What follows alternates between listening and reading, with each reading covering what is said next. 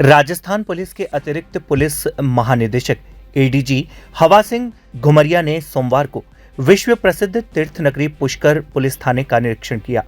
इस दौरान उन्होंने थाने की कार्यप्रणाली, अपराधों के स्वरूप, यातायात व्यवस्था, रात्रिकालीन गश्त, पर्यटकों की सुरक्षा और कानून व्यवस्था से जुड़ी व्यवस्थाओं की विस्तृत समीक्षा की। निरीक्षण के दौरान उन्होंने घोषणा की पुष्कर पुलिस थाने को विशेष निगरानी एवं सुधार के लिए गोद लिया है और अब वह प्रत्येक माह यहां आकर पुलिस के कार्यों का मूल्यांकन करेंगे तथा आवश्यक सुधार सुनिश्चित करेंगे।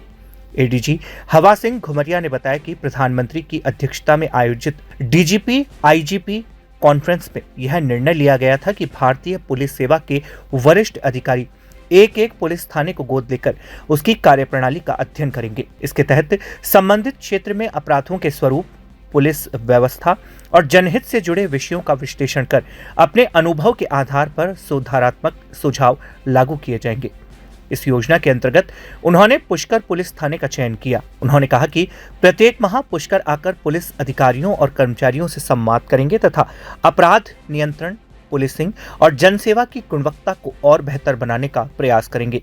एडीजी ने कहा कि पुष्कर विश्व प्रसिद्ध धार्मिक एवं पर्यटन नगरी है। यहाँ प्रतिदिन देश विदेश से हजारों श्रद्धालु और विदेशी पर्यटक पहुंचते हैं। ऐसे में पुलिस की जिम्मेदारी केवल कानून व्यवस्था बनाए रखने तक सीमित नहीं है, बल्कि पर्यटकों को सुरक्षित, व्यवस्थित और सकारात्मक वातावरण उपलब्ध कराना भी आवश्यक है।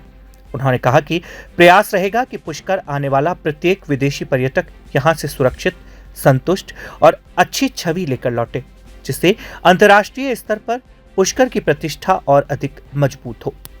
जो इस साल की डीजीआईजी कॉन्फ्रेंस प्रधानमंत्री जी ने ली थी, हर साल लेते हैं वो कॉन्फ्रेंस, उसमें ये निर्णय हुआ था कि इंडियन पुलिस सर्विस के यानी आईपीएस के जो सीनियर अफसर्स हैं वो एक एक थाने को गोद लेंगे और उस थाने का जो क्राइम पैटर्न है और जो एक सामान्य जो कार्य प्रणाली है उसको कैसे सुधार सकते हैं अपने अनुभव से, उस उद्देश्य की पूर्ति के लिए सीनियर अफसर्स को सबको एक एक थाना गोद लिया है सब। तो मुझे उसी प्रक्रिया में मैंने पुष्कर को चुना था।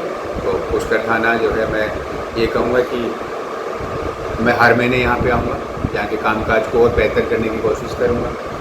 स्टाफ से बात करके क्राइम से, या चाहे वो ट्रैफिक की व्यवस्था है, नाइट पेट्रोलिंग है, और चूँकि पुष्कर अपना इंटरनेशनल मैप पे है टूरिज्म पॉइंट ऑफ व्यू से, तो भारत में आने वाला विदेशी नागरिक जो पुष्कर आता है वो एक अच्छी पिक्चर यहाँ की लेके जाए और एक साफ़ सुथरी छवि यहाँ से लेके जाए, ताकि यहाँ का टूरिज्म और बढ़े, उसकी और भी प्रयास रहेगा कि उसको हम ठीक करना। जैसे कई तरीके की समस्या है, घाटों पे काफ़ी समस्या है, यातायात की व्यवस्था है, उसको किस तरीके से?